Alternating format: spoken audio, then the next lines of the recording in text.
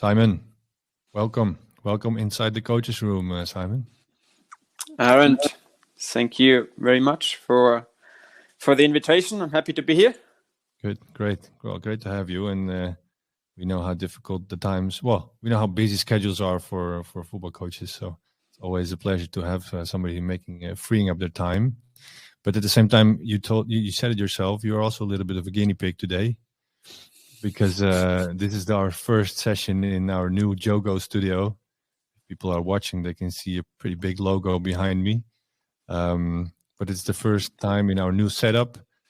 So inside the coaches room, that's how the podcast is called, is now from an official studio, thanks to Jogo, which is pretty cool. Simon, I didn't ask you, but you are in the home office, or what's the situation for you? Yeah, in fact, currently I'm working part-time still as a coach, and I'm actually still working in my own company on the side, and so that gives me the freedom to do both at the moment. Yeah. Currently, I'm working from home, and Good. so that gives me the flexibility to pick up the phone whenever you call me. Well, in the next hour you cannot pick up the phone, but we know that. And we have an hour. We have exactly an hour. So let's go. Let's kick it off.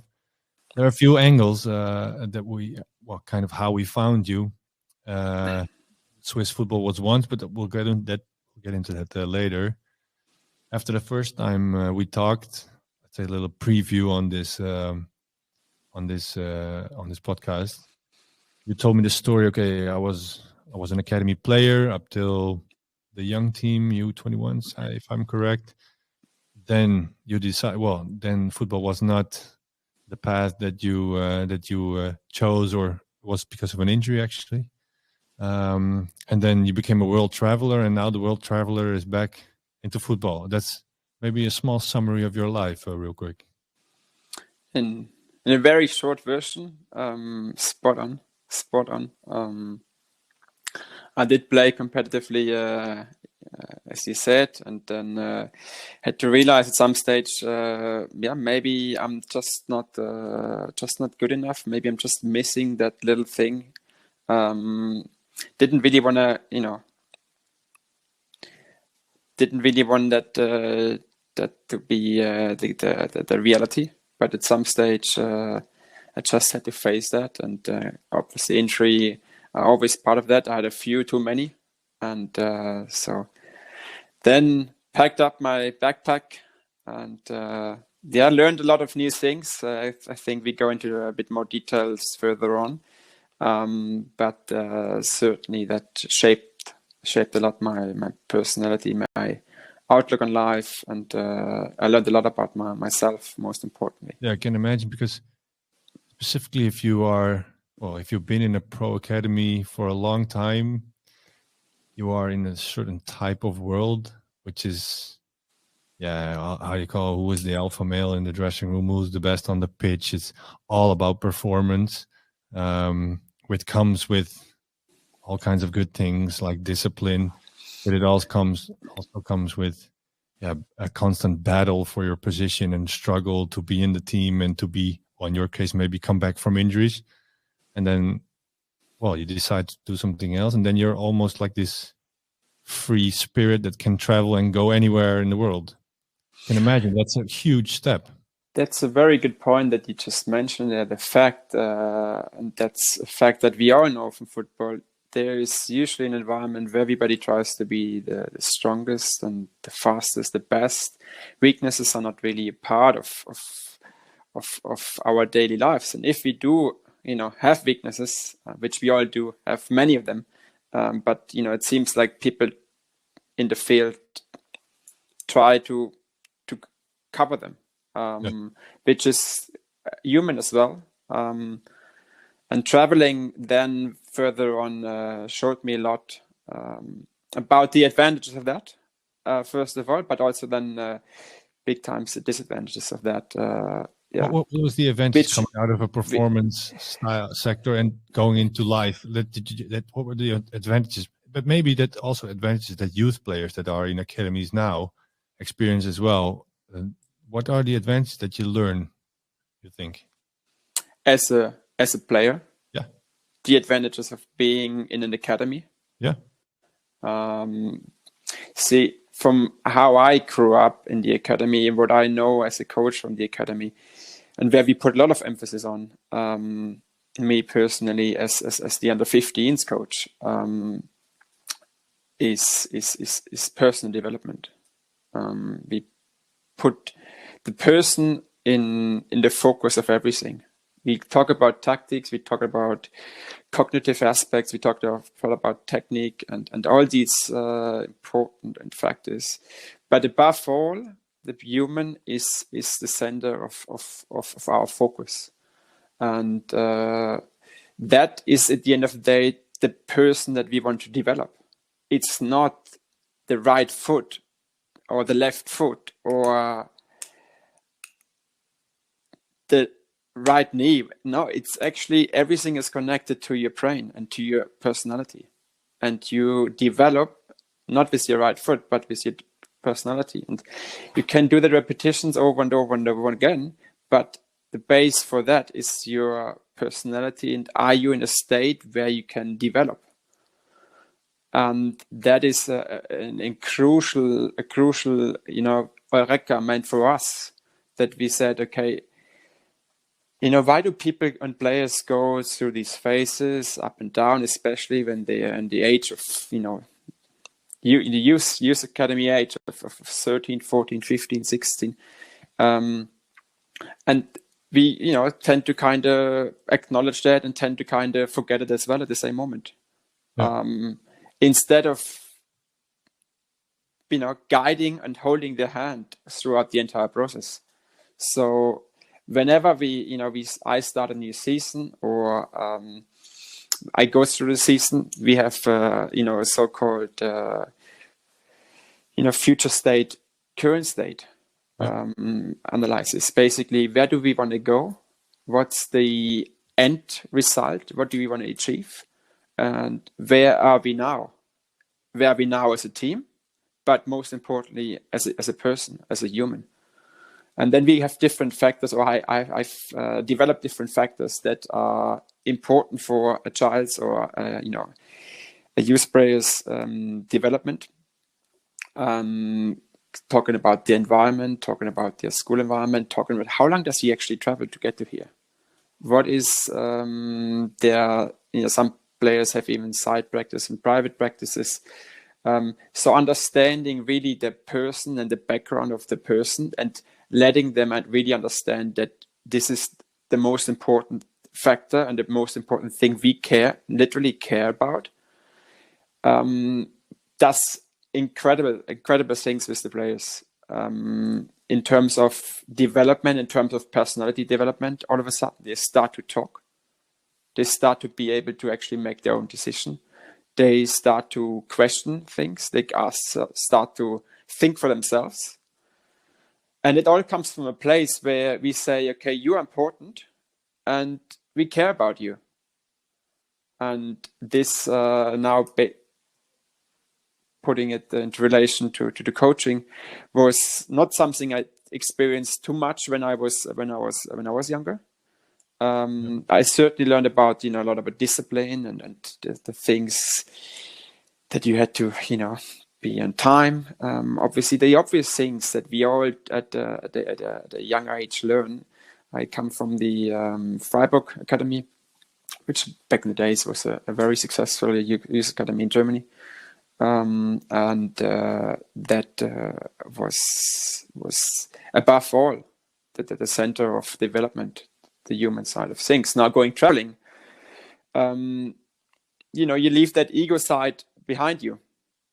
You leave I have to be strong. I can't be weak. And you start to listen. And I think that was for me, it took me a while. Or to the rest. Yeah. That's interesting as well.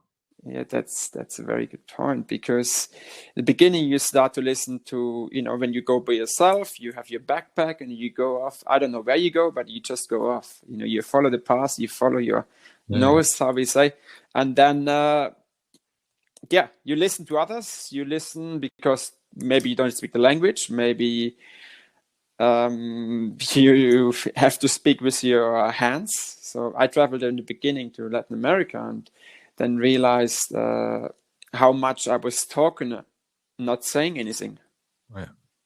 Just with my body language, with a smile, another smile. And then later on, I got into the stage of listening to myself. Who am I? Why do I react to certain reactions in a certain way? Where is it coming from?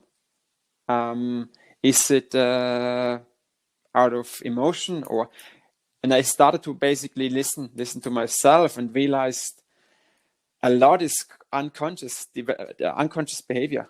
And conscious behavior is DNA, and DNA is your roots, is your parents, your grandparents, and then most importantly, the first few years, how you grow up yourself. And then we ask ourselves, okay, what did I do? What did I do as a young child to basically to get the love from my mom or the love from my parents? And thinking back, that was up until today are these drivers of our behaviors. Yeah, so you're going into the systemic approach already, but that's what formed you and what made you as a human. And you kind of discovered that during your trips. Well, during your traveling, that's when you maybe had the time to even think about this. Because if you're in football state of mind, well, there's hardly any time, I can imagine. There's never time, and we all know once we are in that 5, 6, 7 times a week of practice, and you have the games, and everything is full on. But I think it helps me to always go back to the place quicker. It's a constant challenge for me as well, but it helps me, and I try to have, develop certain repetitions in terms of doing yoga, going for a run. I try to sit down and just listen to my breath. We call it meditation. To center myself again. And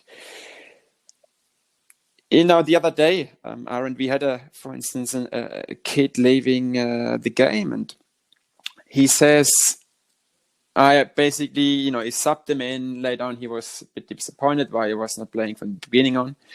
And we won the game in the end. Everybody was happy. The coach was not so happy because I saw certain developments of the way we played and of the individual players I wasn't happy with. The result is good, but doesn't matter. Don't care. In the end, and then I say goodbye to him, and he says goodbye, and he looks me in the eyes and says, "Yeah, see you in Monday." And I realize something is off with the kid. And I think 9 of 10 out of my colleagues or other coaches would have said, "Yeah, see you on Monday." And I asked him, "What's happening? I noticed something is on." You can feel it as well. If there's you feel when something is off. Yeah, exactly. And he, said no another 5 times. And I told him, "Come with me. We need to have a talk." And we went back to the dressing room, and there we were for half an hour. And we left the conversation with realizing the issue was not that he was not subbed in. The issue was somewhere completely different. It was personal. There was something he was trying to hide, a weakness he was trying to hide from the team. It's more of a physical, medical thing. And basically, this puts him in a position where he's trying to be stronger than he actually can. Yeah. But in this environment, he doesn't allow himself to be weak and struggles, and his personality, for his development, that's just detrimental.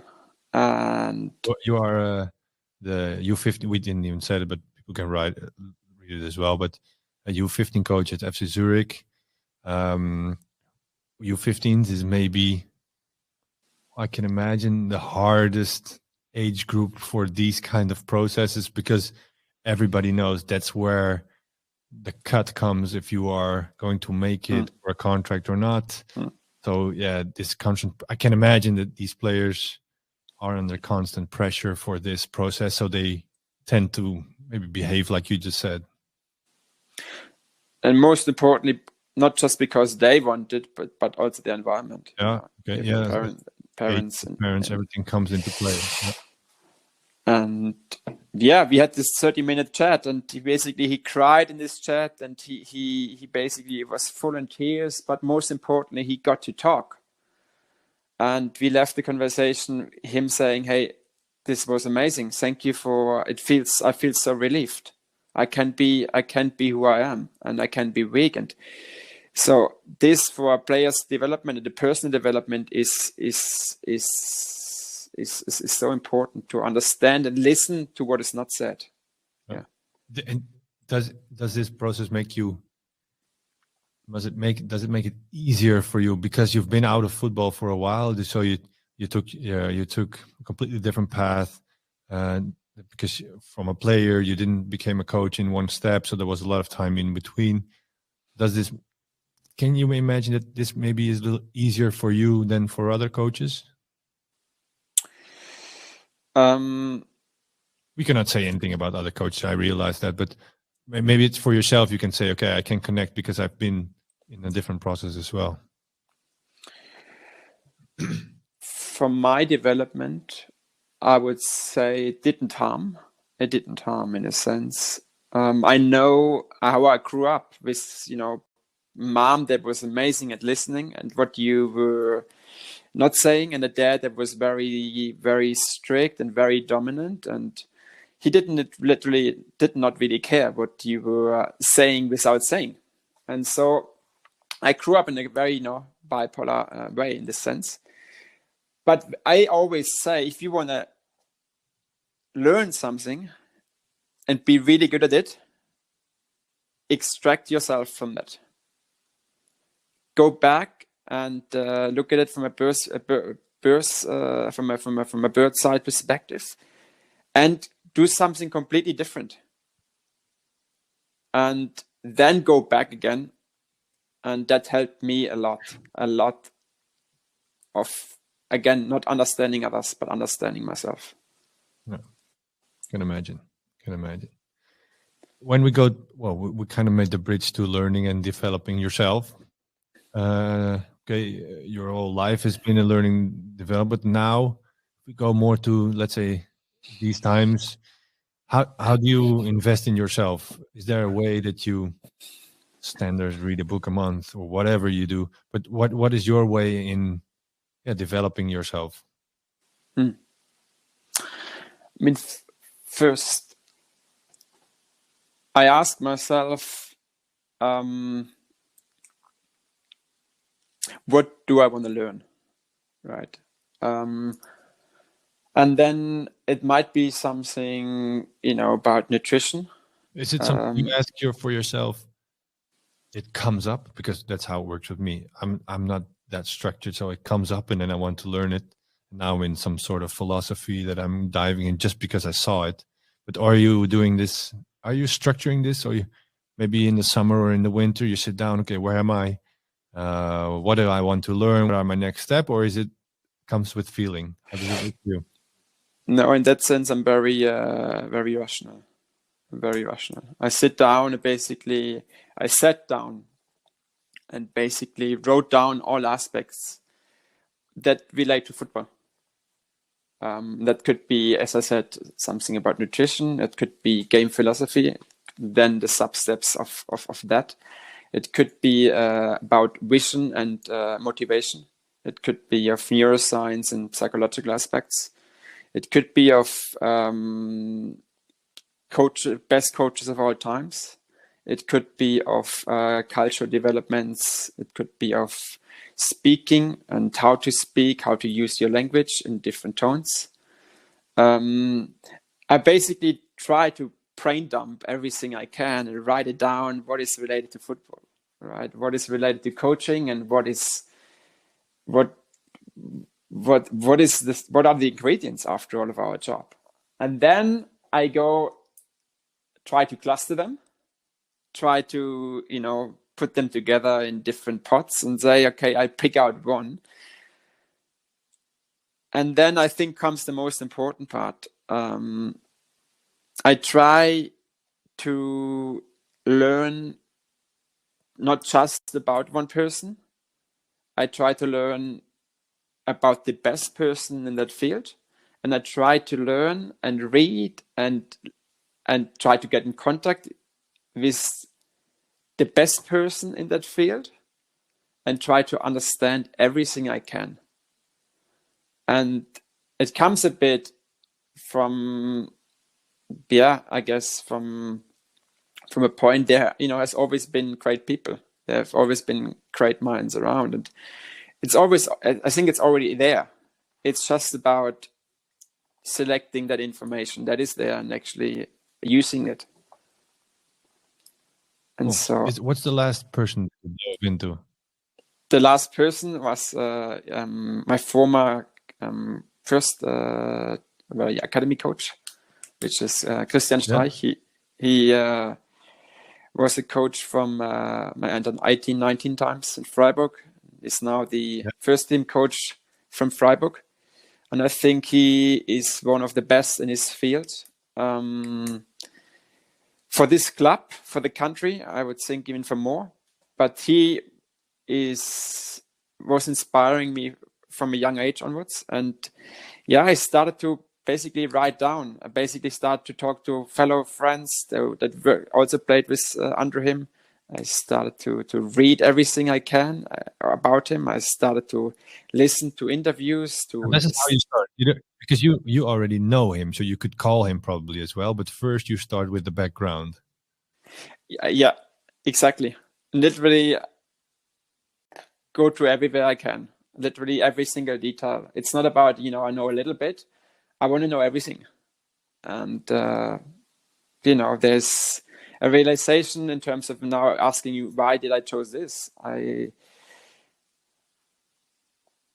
always thought I need to study, the best in the best minds in the game. And there was, when you talk about Bielsa or you talk about Guardiola and all these incredible, coaches. But when you think about it, the Guardiolas and the Klopps and now the Nagelsmann, when you study them now, they are at all the big clubs.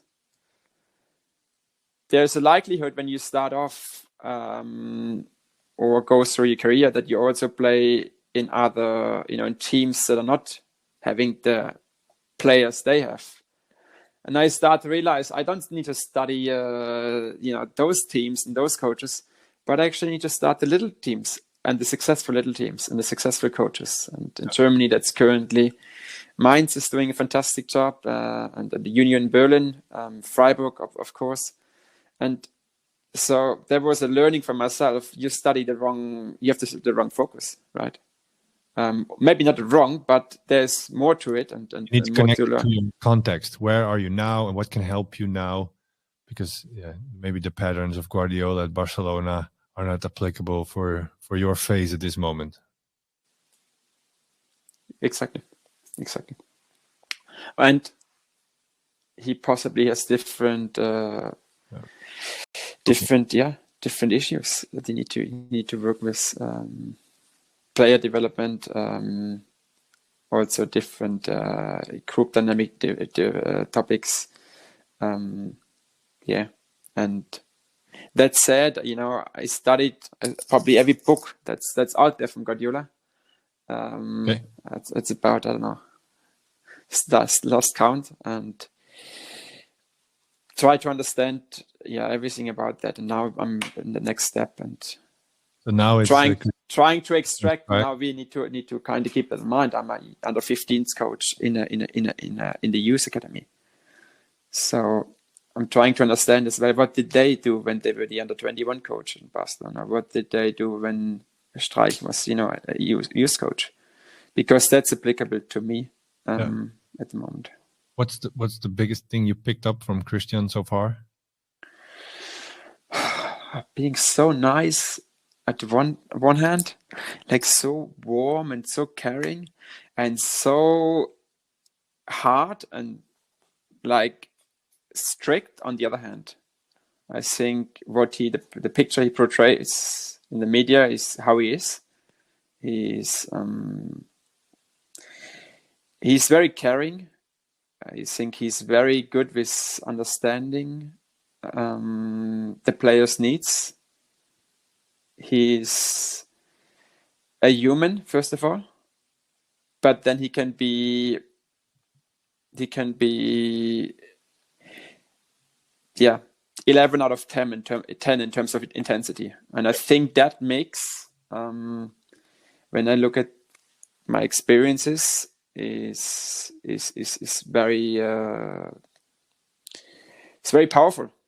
It's also, Sorry, I Ron. think, where, well, if you look nowadays, I don't know if all coaches are like that, but you see the pattern in a lot of elite coaches. Klopp is also a figure that everybody knows for these both qualities. I think he always looks at the human side, but he makes also tough decisions all the time. He's not afraid to doing that. I think Mourinho is also a very good example of this. There's hardly been a player that spoke bad about him because he knows how to connect, but at the same time he doesn't have any issue cutting you from the team or making hard decisions. It is almost a quality that if you want to be working your way up, you need this. You cannot be only a good football coach, and you can definitely not only be a good human, because you need to know football, of course. But the human side is crucial. I think we're going back to, how you treated the 15-year-old that was crying, but it is crucial in working with people. I agree. Okay. I agree. I couldn't agree more. And it's crucial in a sense that I still think it's, we talk about the big ones that you just listed. This is just the tip of the iceberg, and I think there's been now a change in the coaching education in Germany as well, that they realized, it's technical aspects, tactical aspects, and cognitive aspects are all important, but in the center is the human. And I think they just started now changing that the ingredients for their coaching courses. And from that point of view, where I'm coming from, is a bit, people are aware of it. People know that. People know coaches that do that. But how much and what specifically do I actually really do to get that mix right?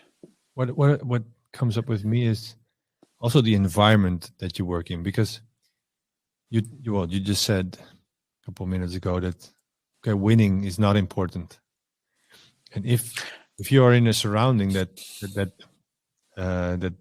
winning, maybe it is important, but that creates a safe environment for coaches, then you can also think and focus on the process of players and development.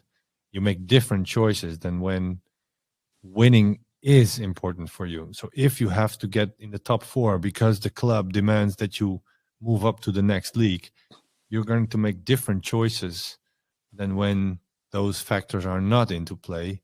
Then you can purely look at the players, because I think it creates different choices. I agree. In that sense, it's spot on. Not fully, because I do think winning is important. It's not important for the coach, and it's not important for the club, but it needs to be very important for the kid. For the team. I completely agree. But if the environment demands from you to win, you're going to make different choices.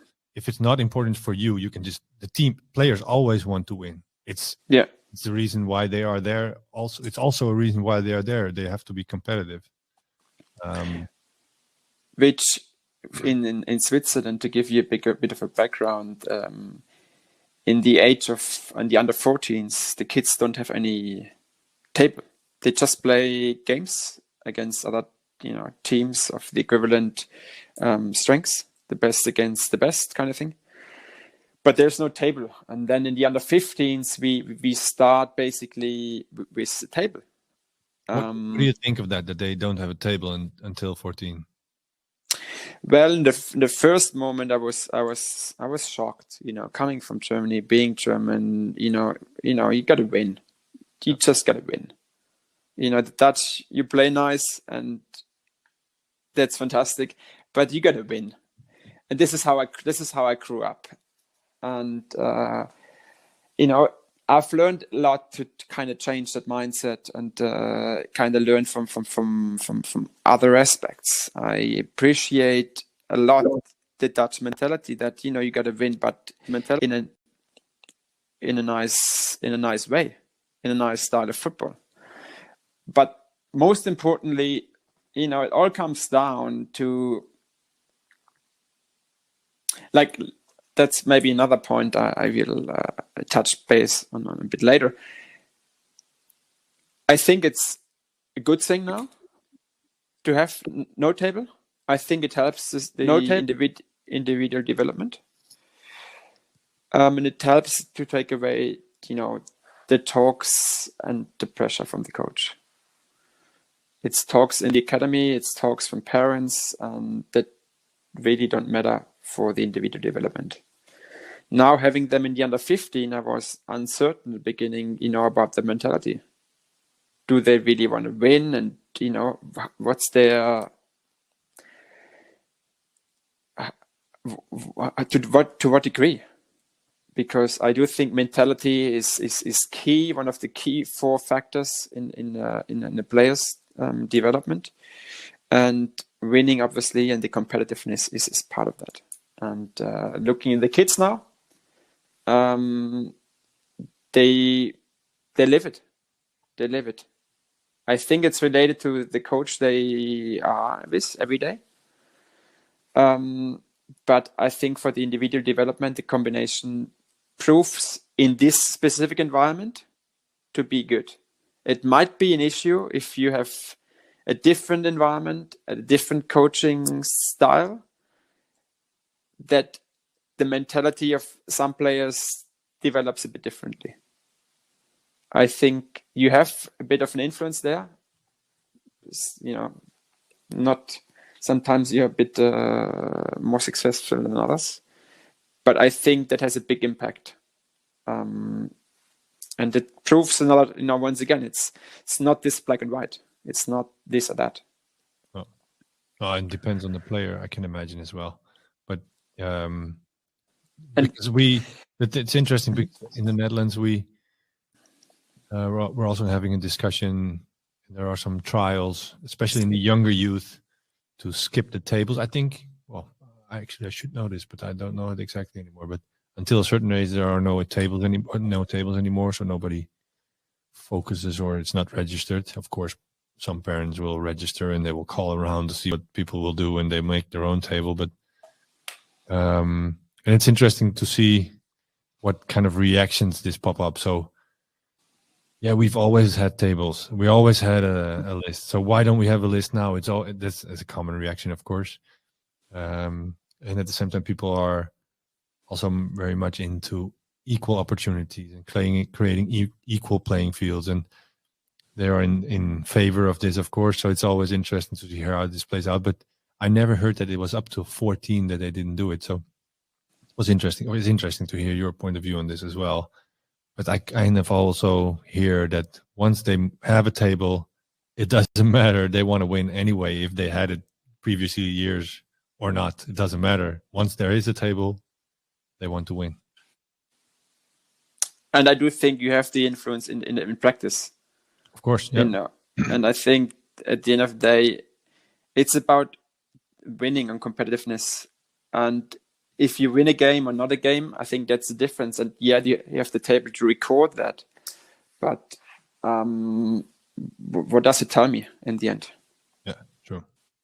And so it doesn't say anything about development. It's a nice bridge to a question that I already wrote down. Is there another way that you quantify or measure development? Is it statistics that you use, or is it maybe, well, we're talking about a mental way of developing, and maybe there's a way to quantify, but how do you use numbers in your daily work as a coach? I guess to answer or reflect on that question, there's 2 points. First of all, there is so much data and so much information that you can measure. I think most importantly, it's to reflect really what really matters and which information and what data to use. And then it's also a matter of understanding, where do we want to actually end up? Like, what's my future state? What's my current state? Where are we now? And there we talk about individual development. Everybody these days is, about individualization, and that's not the future. That's the present, and it's old. It's everybody does that. I think, in that sense, from my personal experience, what's really important is to have the players be a part of that development plan. And we start from there. Where are you now? Like, what are your strengths? And we gave them basically a list of all sorts of different criteria where they see themselves. We asked them, where do you want to be? And who is your role model? And then basically we asked them to do the same what we do. Study that role model, like in detail. Understand, what does that role model do? Get as much footage as you can with the ball, off the ball. Really know your role model. So to really understand who is your future state. And then we go back and say, okay, this is my future state. This is my goal to be. This is where I'm currently at, and here I need to develop. Yeah, but this is all coming from the players. Okay, yeah. So self-regulation. That's what the word that we use here in the Netherlands. I think it's pretty much the same. Yeah.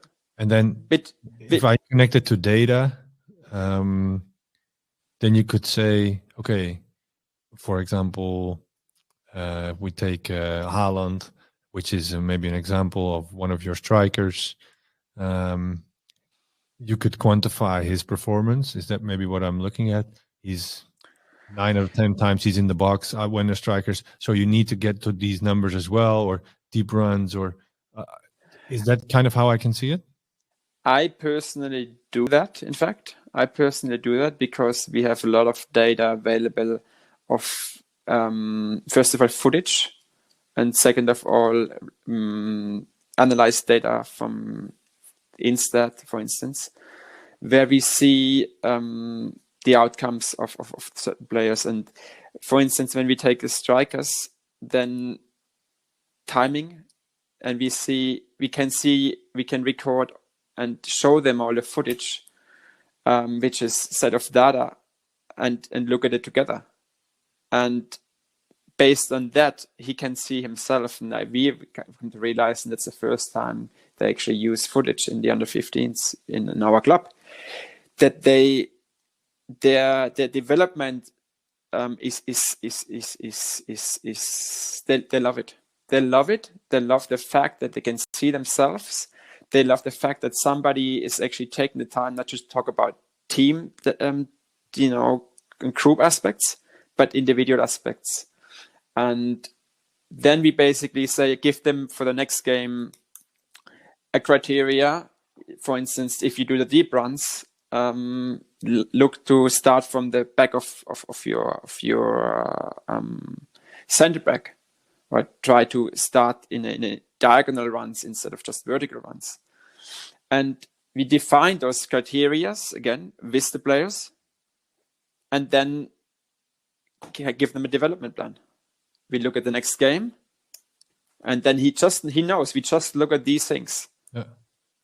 And that helps them to focus and not to do and play anything, but to focus on the things we want from them and they want from themselves. Yeah, interesting. So it becomes completely player-centered, actually. Yeah. And but it comes not from us. No. The player says, It comes to us. And then what's interesting for me, a question comes up to me. So you have these 11 players in the pitch and you have 5, 6 of them on the bench, which could mean 17 different type of goals that you have. Mm-hmm. How is your role then to fit that into a game plan? Or is there almost hardly no game plan because you just let them play and focus on these individual moments? Well, the game plan, in a sense, is the result of the individual developments. Yeah, cool. And that, sometimes it's easier to combine that, and other times it's more difficult. And I'm very aware of that. But we start the game plan from the individual to back to the team. So, for instance, maybe you have a striker that's looking for deep runs, but you have a left winger or a left wing player that has the same goal. Then, if you both have these goals, you both want to create the opportunity to go deep, and that's where your strength is. But now you have to start working together and look at each other that you don't go at the same time. Exactly. So that's kind of your game plan. Beautiful. And that's most important. That's the base for everything, decision-making process. We say, those are the options, but you need to decide. And if this happens, that can happen. So they are aware of, if I'm coming short, the other guy needs to come in my back and you step into the deep part of the pitch. And that is part of the entire development, yeah. But again, it comes not from the team, but it comes from the individual.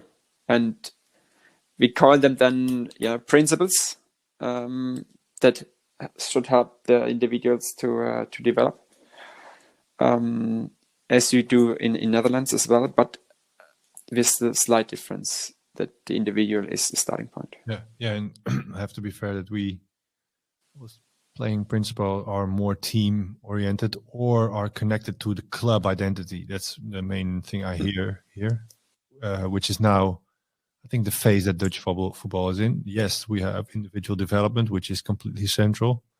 And at the same time, the club identity is becoming more and more important, and which kind of are two forces that the coach needs to work with. And I feel a little bit more freedom in your story because you can look at the players and look at their story or look at their goals, and then there's not a structure from a club that goes right straight into it. Or maybe there is, I don't know, but that's kind of what I'm hearing. Yeah, as you said, not to get me completely wrong, there is principles and the club's philosophy, as you said, which is probably similar to how you know it. But what is then the next step is my individual interpretation. Okay.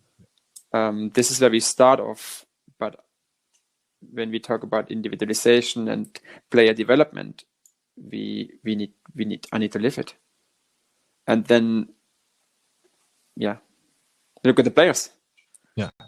Great. And not at the club's philosophy. This is what, again, we talk about the players is the center.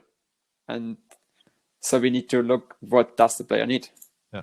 And not say, we want to play a certain style and this is important. This should be the way we want to be recognized as a club.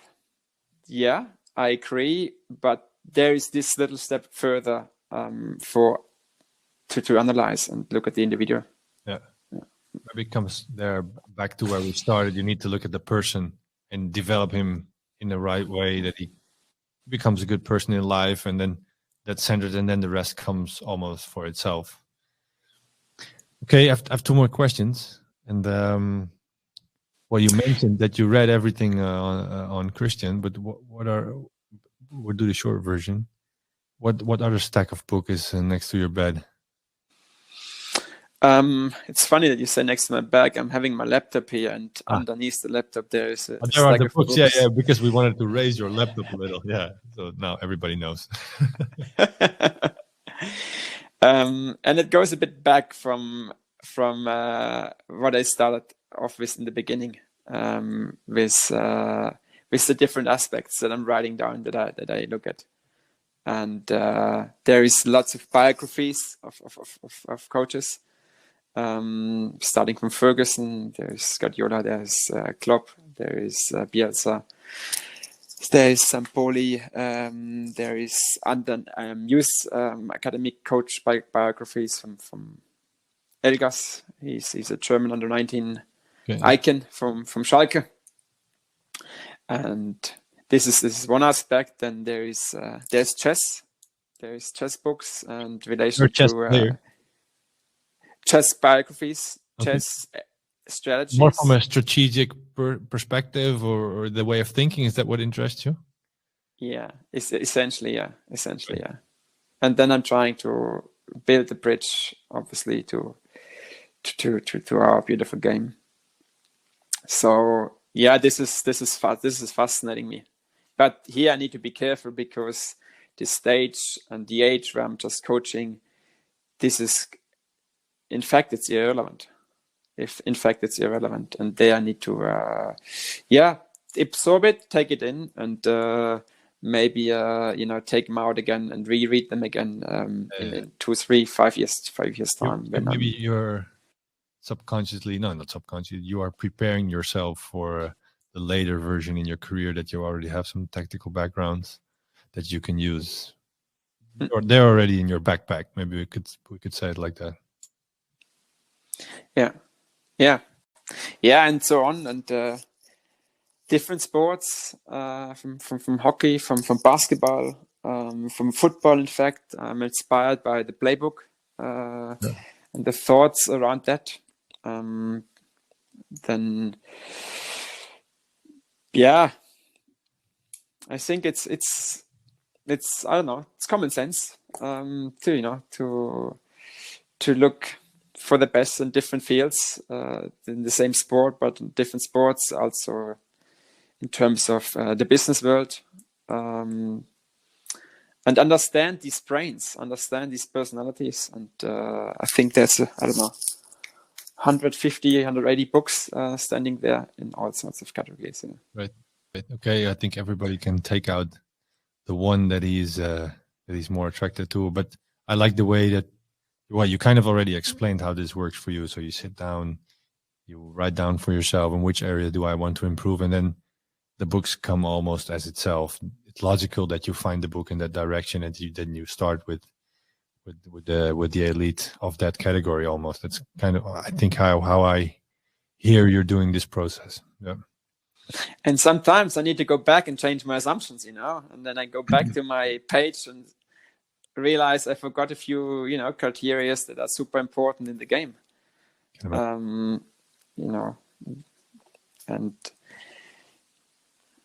But above all, it's the human. It's the human that stands in the center, and understanding the unconscious, why we make certain decisions, what drives us, what drives others.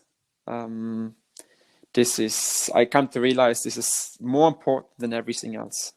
It sounds maybe trivial, and it sounds easy, but it took me a lot of time to understand that. Yeah. Maybe it's the best conclusion of this talk. So, but the last one is.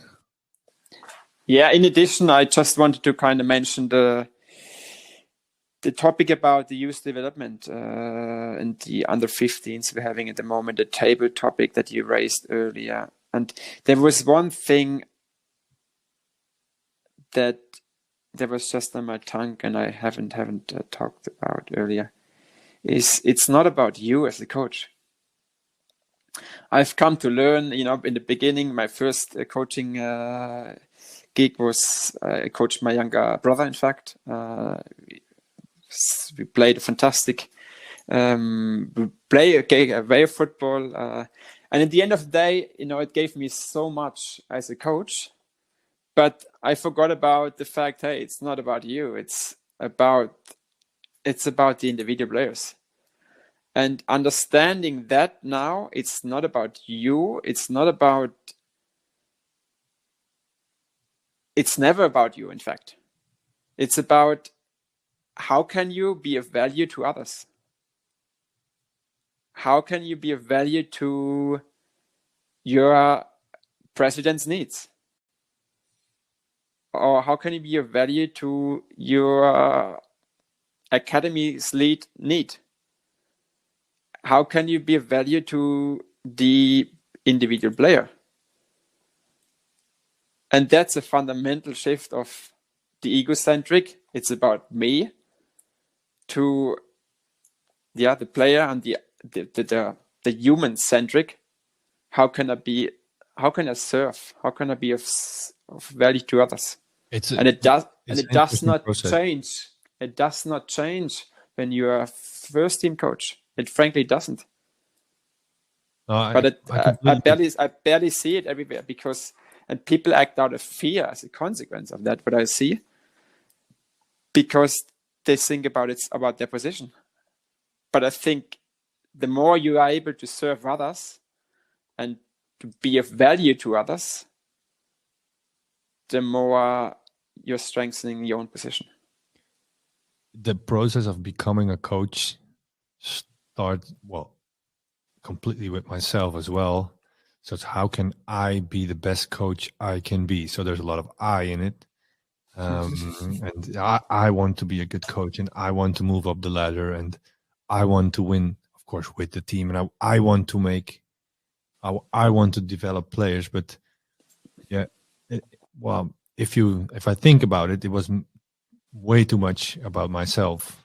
If I would just switch it around, okay, what does the team need maybe to win, or what does the player need to develop, instead of how can I develop the player? And if I would step on the pitch again, it would be a different question. It's exactly what you are saying right now. And there's nothing wrong with the first step, thinking about yourself, because that's the whole reason probably why you stepped on the pitch, becoming a coach. And you don't have to realize that within 5 minutes. It can take you a couple of years, but it's something to realize. But it comes also with experience. At one point you realize, okay, I can move myself aside if I develop players, or maybe if you're in the seniors and you want to win, it's still about development, but winning becomes maybe a little bit more important. Winning comes anyway if you do the right thing for your players or the team. It's a very, I wish I had this knowledge a couple of years ago. I would have been a different way in the dressing room. Me too, as a player. Yeah, I can imagine. Last question, Simon. Is there something is there some human, or is there somebody that you want to nominate for as a next guest? I would like to nominate Jocelyn Janker. Okay. He's a French, late 20s, so a relatively young coach. Yeah. But he has already his pro license. Is working in Spain. Yeah. As an assistant coach. And yeah, I really appreciated the conversations that I had with him, meeting him in the Netherlands on a club visit. And I think you could have fun with him. Okay, great. Well, we'll do the details later, and we'll try to ask him. But I now have an alibi to call him, which is also always good. Yeah. Then that finishes up our talk, Simon. I really appreciated this, and my feeling says we have to do this again, because I think we went into some subjects. We went through some subjects pretty fast, and there are much more layers to open up in this talk. I have the feeling, but for now, this is it. Also, because of the limitation of our time, and the listeners can listen this within an hour, which is also comfortable if you're listening to a podcast. So, Simon, thank you very much. Thank you, Aaron. Thank you, and stay in touch. Wishing you all the very best. And again, thank you for having me. Thank you, Simon. Speak soon. Cheers. Bye-bye. Bye.